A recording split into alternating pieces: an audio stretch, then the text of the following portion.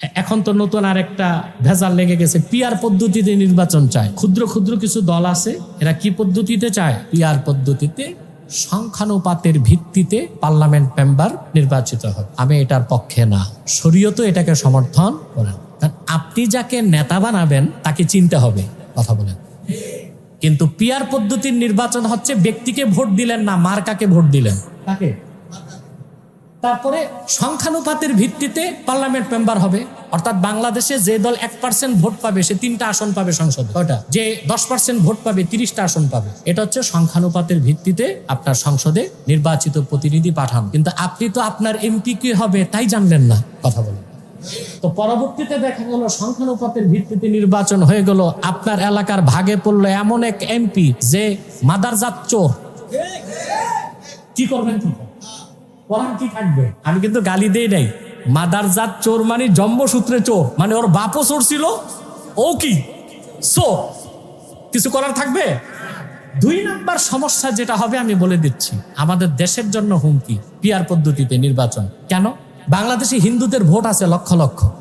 এই হিন্দুরা, হিন্দু বৌদ্ধ খ্রিস্টান ঐক্য পরিষদ যদি পিআর পদ্ধতিতে নির্বাচনে অংশগ্রহণ করে, তারা সংখ্যানুপাতের ভিত্তিতে জাতীয় সংসদে অসংখ্য আসন পেয়ে যাবে। বাংলাদেশে যে পার্বত্য চট্টগ্রামে আছে উপজাতি, তারা দীর্ঘদিনের দাবি তাদেরকে আদিবাসী স্বীকৃতি দিতে হবে। আমরা বলি আদিবাসী না, তারা উপজাতি। তারাও পিআর পদ্ধতিতে নির্বাচন করে সংসদে অসংখ্য আসন নিয়ে নিবে। তখন হবে কি? ভবিষ্যৎ বাংলাদেশের স্বাধীনতাই হুমকির মুখে পড়ে যাবে। যে সরকার হবে, সরকার যে হবে সে হবে একটা প্যারালাইজড গভর্নমেন্ট, আর দেশ হবে একটা প্যারালাইজড স্টেট। পশ্চিমারা এটাই চায় যে আমাদের দেশটাও দুর্বল থাক, সরকার যে হবে সেও দুর্বল থাক, তখন যা খুশি তা চাপায় দেওয়া যাবে। অতএব আপনাদের এখন চিন্তা করা উচিত, 2-4টা সিট আর আসনের জন্য যারা পিআর করে দেশ গরম করতেছেন, নিজেদের স্বার্থ দেখলেন, দেশের স্বার্থ দেখবেন না, এটা বড় একটা ভুল কাজ হয়ে যাবে। মোটের উপর আমি যেটা বলবো, পশ্চিমাদের কোনো আদর্শ অনুসরণ করা মুসলমানদের সুযোগ নাই। কারণ শরীয়তের বিধান হচ্ছে কাফের মুশরিক বেঈমানদের সাদৃশ্য রেখে কিছু করা যাবে না, বরং তাদের সাদৃশ্য হয় এমন কাজে বিরোধিতা করতে হবে। কি করতে হবে? বিরোধিতা করতে হবে। আজকে দেখতেছেন নিউ ইয়র্কে মেয়র পদপ্রার্থী একজন মুসলিম নামধারী, মামদানি, কিন্তু এই কোনো খাঁটি মুসলমানও না, নামটা শুধু মুসলমানের। আমেরিকাতে কথা উঠতেছে যে এই লোক তো মেয়র হইলে খেলাফত কায়েম করবে, যে লোক নামাজ পড়ে না, এক ওয়াক্ত ইসলামের মৌলিক বিশ্বাস নাই, শুধু নামটা মুসলিম, বলতেছে সে যদি ক্ষমতায় যায় খেলাফত কায়েম করে ফেলবে নিউ ইয়র্কে। প্রেসিডেন্ট ট্রাম্পের মতো মানুষ, এটা তেমনি পাটে, সেও খুব মন্তব্য করতেছে এই মুসলিমকে মেয়র হতে দেওয়া হবে না। আর বাংলাদেশে পশ্চিমাদের আদর্শ অনুসরণ করে, সভ্যতার অনুসরণ করে একদল দাড়িওয়ালা টুপিওয়ালা মৌলবী সাহেবরাও আজকে মাঠে নামছে, রাজনীতিতে উদারতা দেখায় যে আমরা কে মুসলিম কে অমুসলিম এগুলো দেখার দরকার নাই, কাফের মুশরিক বেঈমান সব আমরা ভাই ভাই, একসাথে আমরা দেশ চালাবো। নাউজুবিল্লাহ বলবেন না? ভাই বানানোর আর মানুষ পায় না। আল্লাহ আমাদেরকে পশ্চিমাদের অপসংস্কৃতি ও সভ্যতা নামের অসভ্যতা থেকে রক্ষা করুন, বলুন আল্লাহুম্মা আমিন। আল্লাহ আমাদেরকে সুন্নত তরিকায় চলার তৌফিক দান করুন। প্রিয় ভাইরা, পরকালের মুক্তির জন্য শুধু সুন্নতের অনুসরণ করবেন না, ইহকালের কল্যাণের জন্য সুন্নতের অনুসরণ করতে হবে। ইমাম আহমদ বিন হাম্বল তার মুসনাদে একটা হাদিস রাওয়ায়াত করেছেন। রাসূল করিম সাল্লাল্লাহু আলাইহি ওয়াসাল্লাম ইরশাদ করেছেন, বুইসতু বিস-সাইফি বাইনা ইয়াদাইস সাআ হাত্তা ইউবাদাল্লাহু ওয়াহদাহু লা শারীকা লাহ ওয়া জুইলা রিজকি তাহতা যিল্লি রুমহি ওয়া জুইলা যিল্লাতু ওয়াস-সাগারু আলা মান খালাফা আমরি ওয়ামান তাশাব্বাহা বিকাউমিন ফাহুয়া মিনহুম। আহমদ বিন হাম্বল তার মুসনাদে মারফু মুত্তাসিল সনদে এই হাদিস বর্ণনা করেছেন। রাসূল করিম সাল্লাল্লাহু আলাইহি ওয়াসাল্লাম ইরশাদ করেছেন, বুইসতু বিস-সাইফি বাইনা ইয়াদাইস সাআ। আমি মুহাম্মদ সাল্লাল্লাহু আলাইহি ওয়াসাল্লামকে আল্লাহ তাআলা তরবারি দিয়ে প্রেরণ করেছেন।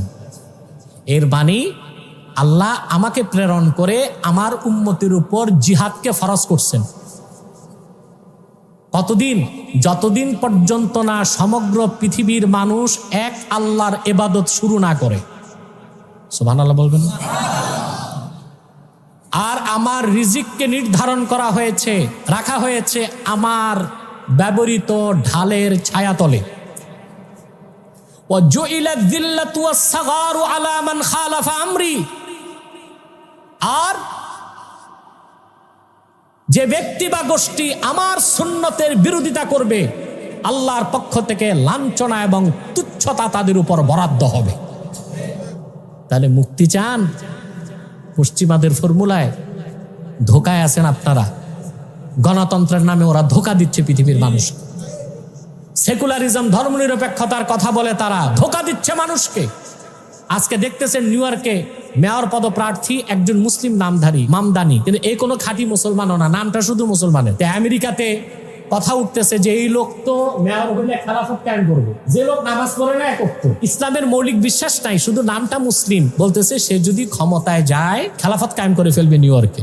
প্রেসিডেন্ট ট্রাম্পের মতো মানুষ, এটা তেমনি জোকাটে, সেও খুব মন্তব্য করতেছে এই মুসলিমকে মেয়র হতে দেওয়া হবে না। আর বাংলাদেশে পশ্চিমাদের আদর্শ অনুসরণ করে, সভ্যতার অনুসরণ করে একদল দাড়িওয়ালা, টুপিওয়ালা মৌলবী সাহেবরাও আজকে মাঠে নামছে, রাজনীতিতে উদারতা দেখায় যে আমরা কে মুসলিম কে অমুসলিম এগুলো দেখার দরকার নাই, কাফের মুশরিক বেঈমান সব আমরা ভাই ভাই, একসাথে আমরা দেশ চালাবো। নাউজুবিল্লাহ বলবেন না? ভাই বানানোর আর মানুষ পায় না। আল্লাহ আমাদেরকে পশ্চিমাদের অপসংস্কৃতি ও সভ্যতা নামের অসভ্যতা থেকে রক্ষা করুন, বলুন আল্লাহুম্মা আমিন।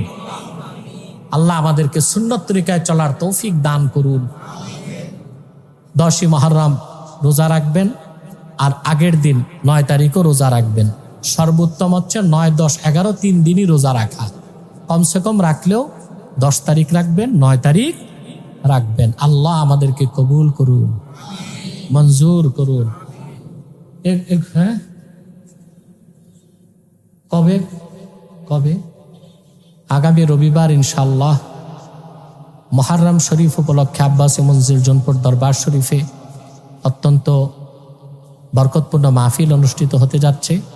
আপনাদেরকে দাওয়াত করে রাখলাম, যাওয়ার চেষ্টা করবেন ইনশাআল্লাহ বাদে মাগরিব থেকে। হ্যাঁ, এক ভাই প্রশ্ন করেছেন ইয়াজিদ কি কাফের নাকি মুসলমান? দেখুন, পূর্ববর্তী সমস্ত ইমামগণ বলেছেন ইয়াজিদ ছিল ফাসেক। পাশাপাশি 27 জন মুজতাহিদ বলে গেছেন ইয়াজিদ ছিল কাফের। কি ছিল? হানাফি মাযহাবের শ্রেষ্ঠ তাফসিরের কিতাব রুহুল মাআনি 25তম খণ্ড 309 পৃষ্ঠায় মাহমুদ আলুসি ইয়াজিদের ব্যাপারে 3 পৃষ্ঠা আলোচনা করছেন। কত পৃষ্ঠা? তারপরে উনি ওনার রায় দিয়েছেন। মাহমুদ আলুসি হানাফি, উনি বলেছেন ওয়া আকুলু ইন্নাল খাবিসা লাম ইউসাদ্দিক বিরিসালাতিন নবী সাল্লাল্লাহু আলাইহি সাল্লাম। যে দীর্ঘ গবেষণার পর আমি বলি যে এই খবিস ইয়াজিদ কুলাঙ্গার, সে আল্লাহ রাসূল সাল্লাল্লাহু আলাইহি সাল্লামের রিসালাতকে বিশ্বাস করত না। তো তারে কি আর মুসলমান বলা যায়? এই ব্যাপারে আমাদের ডকুমেন্টারি আলোচনা আছে, দেখে নেবেন। আশুরার দিন কেঁদে কেঁদে বুক চাপড়ানো কি জায়েজ? না জায়েজ কাজ। আশুরার দিন হুসাইন দিবস পালন কি জায়েজ? হ্যাঁ। ইমাম হোসেনের নামে যদি দিবস পালন করা হয় এটা তো গৌরবের বিষয়। তো ওই কিসমত কি হবে আপনাদের? মনে হয় না। বাস, বাকি প্রশ্ন আজকে থাক, ইনশাল্লাহ রবিবার মাহফিলে দেওয়া হবে। যাদের সুন্নত বাকি দাঁড়িয়ে সুন্নত আদায় করুন।